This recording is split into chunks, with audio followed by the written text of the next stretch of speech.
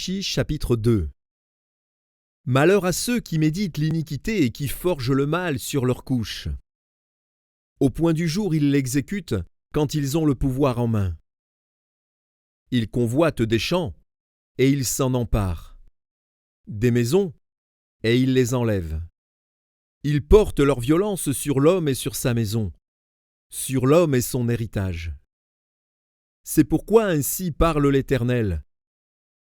Voici, je médite contre cette race un malheur.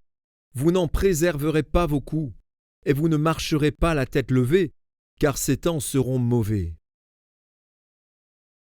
En ce jour-là, on fera de vous un sujet de sarcasme. On vous poussera des cris lamentables. On dira, « Nous sommes entièrement dévastés. » Il donne à d'autres la part de mon peuple. Et quoi? Il me l'enlève. Il distribue nos champs à l'ennemi.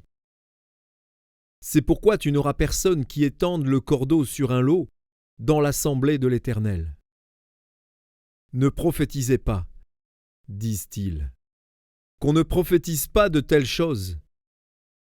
Les invectives n'ont point de fin. Oses-tu parler ainsi, maison de Jacob? L'Éternel est-il prompt à s'irriter? Est-ce là sa manière d'agir?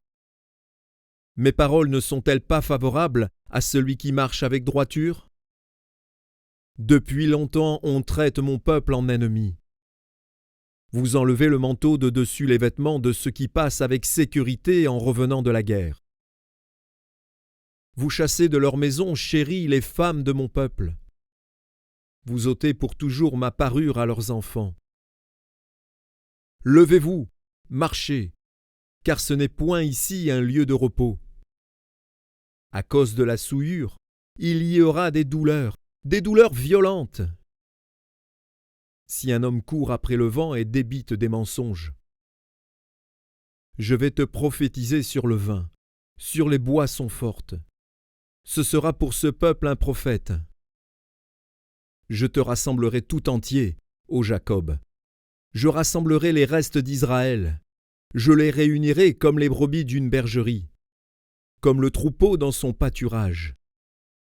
Il y aura une foule d'hommes bruyants. Celui qui fera la brèche montera devant eux. Ils feront la brèche, franchiront la porte et en sortiront.